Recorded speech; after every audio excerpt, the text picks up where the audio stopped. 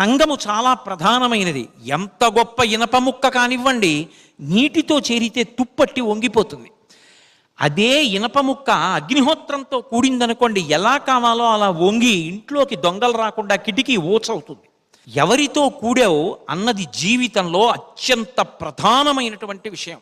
ఎందుచేత నేను ఈ మాట అంటున్నాను అంటే, నా మాట కించిత్ కఠినంగా ఉందని మరోలా అనుకోకండి. ఇంట్లో ఉన్న బూర్ల మూకుడికి ఉన్నంత ఆయుర్దాయం ఇంట్లో ఉన్నవాడికి ఉండదు. మా తాతగారి శరీరం పడిపోయినప్పుడు బూర్లున్న మూకుడు మా ఇంట్లో ఉండేది. మా నాన్నగారు పోయినప్పుడు అందులో ఉండారు. కాబట్టి ఆ బూర్లు మూకుడుకున్నంత వయస్సు మా ఇంట్లో ఎవరికీ లేదు. కానీ బూర్లు మూకుడు గొప్పది కాదు.